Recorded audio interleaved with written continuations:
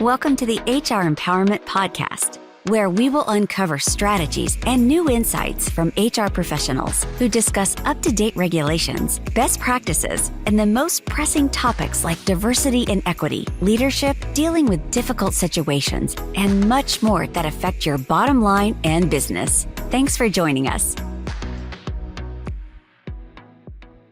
So we talked about the 12 personality styles using the DISC model. Let's talk about perception and reality. So I've written a few books, and one of my books, Suck It Up, Buttercup, Be a Leader People Will Follow, has a whole chapter dedicated to perception being reality. The manner in which an employee, or a customer for that matter, interprets information is their reality. Their reality affects your personal brand and, to be quite honest, your bottom line.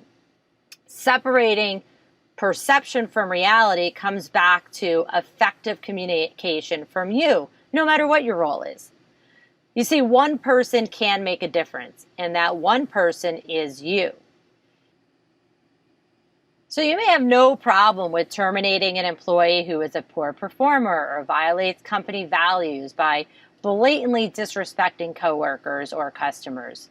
This bad apple is clearly impacting others' ability to do their job. But wait, before you pull the plug and terminate them, I have one question. Did you effectively communicate to this person about their behavior or actions and the expectations of the organization, and then the impact their behavior or actions have on the team? The key word here is effectively. Effectively communicate.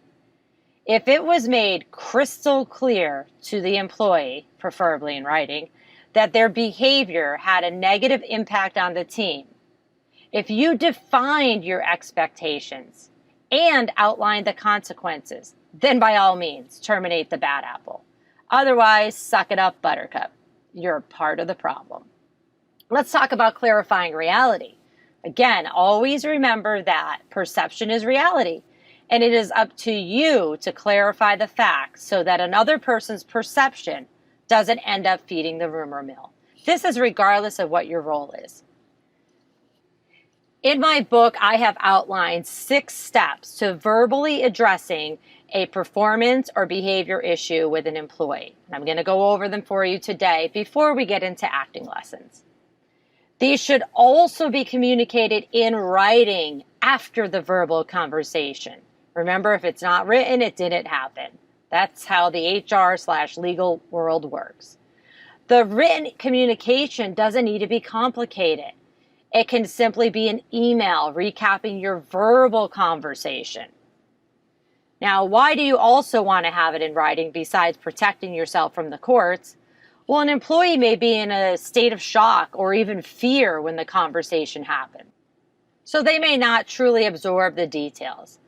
Many people also do not take verbal warnings seriously, but a written documentation signals their brain that this conversation was serious. Also, you want to cover your assets when and if the time comes that you have to terminate this employee. Again, most HR or legal experts are going to tell you it would be appropriate to get the employee to sign it. I'm telling you, at a minimum, have a verbal conversation with the person and then document it with that person, not just in some secret isolated binder of secret complaints. So here are the 6 steps for addressing a performance or behavior issue. Number 1. Identify the behavior or the action, or lack of either. Number 2, identify the impact on the team and the bottom line, or whatever the impact might be. Number 3, identify the change expected, and please be specific and detailed. Make no assumptions that they understand what you're talking about. Number 4, identify a deadline for change. And yes, it can be immediately, especially in cases of bad behavior. Number 5, identify a consequence if change does not happen. And then finally, number 6, implement the consequence or hopefully celebrate the change. Why does it matter that people, an employee, are aware of their issues, whether they stay or they leave the organization?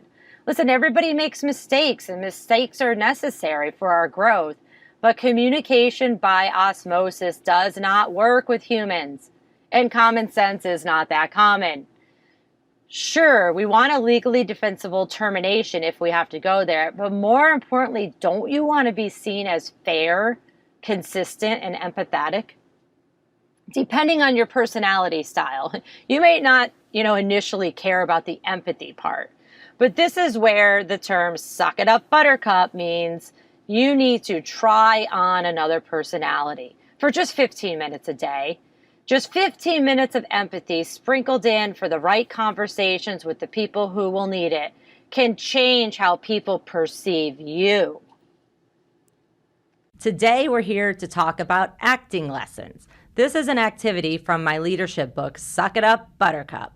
What it's about is wearing a new personality style. First, you're going to choose a new personality style to wear during 10, 15-minute conversations. These are going to be conversations that you have with somebody you might potentially have a conflict with or maybe miscommunications with.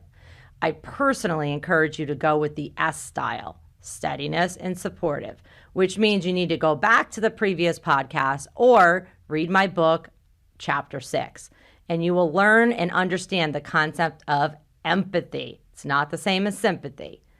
Also, it's important to note that supportive, steady personality styles are focused on people and emotions, details, not summaries, and are more methodical in their decision-making rather than fast-paced. If this conflicts with your personality style, you may initially get frustrated while doing this activity and think, I need to get to the point, which is why it's important to do this activity during a calm part of your day where you don't feel stressed or rushed. The point of this activity is to get to know others and gain their trust by trying on a new personality style that is not your style. 15 minutes will go fast, I promise. This activity is super important for the D's and the C's who need to turn on the emotions a little bit more. The second step is, it's a baby step, you must choose a person in your office whom you either don't often communicate with and are not terribly frustrated with. And that way it'll be easier to practice this. The activity requirements are as follows. For all the activities, the following requirements are necessary. So you're going to do this repeatedly with different people. Number 1, you must be sincere. Number 2, you must shut up and listen. Number 3, you need to make notes on how that made you feel, that conversation. And number 4, you need to make notes on how you think it made them feel. So ready for the activity? The first person you've chose, again, someone who you don't have a lot of conflict with, things seem to be going well, and you're not terribly frustrated with. Day number 1, go to this person, hopefully not interrupting their workday too much, and ask this person with sincerity, how was your weekend? How was your week? And then shut up and listen. Ask them, did you do anything special? And then shut up and listen. And then write notes. What did he or she or they say to you?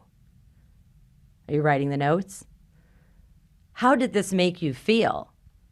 Some of you might be saying right now, this frustrated me. I just wanted to get to the task at hand. Others might be saying, I could be doing this all day long. Neither is the right answer, and both are the right answer. How do you think this made them feel? Especially if you're someone that never asks them about their personal life. You never ask them anything about their weekend. You just jump in and get to the task. Day 2, same person. Ask this person, where is your dream vacation? You may want to note why you're asking this so it doesn't seem like quid pro quo sexual harassment, such as I'm planning to take you out on this dream vacation. But you may want to say, hey, I'm planning a trip for my spouse and I'm looking for vacation ideas. Where's your dream vacation? And then shut up and listen. Also, take notes. You may not want to take notes in front of them because that could be awkward, but take notes afterwards. What did they say to you? Next sub-question of that same activity, how did this activity make you feel? Really write the notes down. Be honest. Nobody else is going to see these notes. Next question. How do you think this made them feel? For some of you, this person might fall off their chair because you never talk to them in a personal manner. Some of you may want to schedule them out over a couple weeks because it's weird. Day 3, though, same person, ask this person, what are your thoughts on the new policy, procedure, coffee pot, whatever it might be, org chart, software system, and then shut up and listen. What did he or she or they say to you? Write it down. Again, it might be awkward to be writing it down in front of them, but go back and write it down. Ask yourself, how did this make you feel? How did this conversation make you feel? And then ask yourself, how do you think this conversation made them feel? Hopefully by this point in time, you're saying, you know what? I'm actually enjoying my conversations with these people. Some of you might still be saying, I'm not at all enjoying this, and this is incredibly uncomfortable. This is why I want you to choose somebody that you already kind of get along with. Day 4, same person. Ask this person, what are your thoughts on XYZ? So it could be, a work project, changing software schedules, changing policies, but truly ask them what their thoughts are. And then 100% shut up and listen. Don't interject when they're talking. What did he or she say to you? I think by now you can guess the rest of the questions, right? That I want you to take notes on. How did this conversation make you feel? How did getting input from somebody that you don't necessarily normally take input from, or maybe you do, how did it make you feel? If it's somebody that you don't normally interact with or take advice from, or even ask for their opinion, how the heck do you think it made them feel? Again, some of your people might be falling on the floor because they have no idea why you're talking to them. It does get easier. Day 5, this is the same person. So this might be Monday to Friday activity, or for some of you, it might be spread out over a couple weeks. Ask this person sincerely, what can I do to be a better colleague? What can I do to be a better leader? And then shut up and listen. And then take notes. This is where you can take notes in front of the person because they're going to know that you're actually listening to them. What did they say to you? After this session, make notes of how this conversation made you feel. I know for me, it's an awkward conversation because you're asking people to talk to you about your flaws. And for some of us, we don't think we have any. But hint, we all have them. And then, again, ask yourself the question, how do you think this made them feel?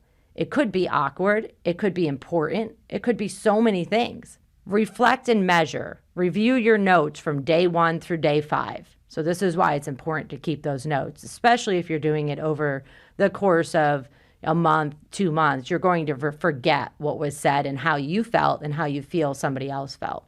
And then start patting yourself on the back. You got through one part of the activity. Give yourself some credit for making it this far, for being willing to change and take action. Have your feelings or perceptions about that person changed from the first conversation to the second, to the third, to the fourth, to the fifth? Did you change your feelings or perceptions? Just so you know, this conversation actually can go in a different direction. It may not be positive feelings that you're feeling about that person or negative. You have to just stop and think, what do I need to do here? Did you gather any other relevant information from these conversations that it can affect project bottom line, any efficiencies or inefficiencies, reduction in chaos, or just a general more positive work environment? Act on it. Has anything else improved with your work relationship with this person in that 5-day session? Or for some of you, you might be doing it over a month or so. There's not really a grade for this. All over my handout, I do give grades because I know a lot of people need to have some kind of grading system. Striving for perfection is going to lead you to excellence. A few more questions for you to ponder on this activity. By the way, you're going to do this with many other people. But before you leave this person, What did you learn about this person as a human being, not a coworker, as a human being? This is where the D's and the C's need to up the game a little bit. If there was a change in your feeling, positive or negative, what day did it start to occur on? And maybe go back to how you were asking questions or what you were talking about. Why do you think this day was the day that changed your perception? Why do you believe there has or has not been a change in how you feel about this person or how your communication strategy has changed? Once you get done with this activity for the first person, someone that you don't really have a heck of a lot conflict with, you now need to move on to the second person and the third and the fourth and the fifth. I advise you to do it all one person at one time. Otherwise, you're going to get feelings mixed up there. Don't wait too long to throw the ball down the court of dealing with the person who conflicts with you the most. So again, repeat with a different person. This could be over a course of 30 days, 40 days, a year even. No matter if you've done this with one person, 5 people, 30 people, the biggest thing you need to do is reflect and ask yourself this very important question. What did you learn about yourself? And is there anything that you're going to change? Thank you for joining the HR Empowerment Podcast, brought to you by Aurora Training Advantage. We hope you've gained new insight and strategies to navigate the HR profession. We look forward to you joining us again on the HR Empowerment Podcast.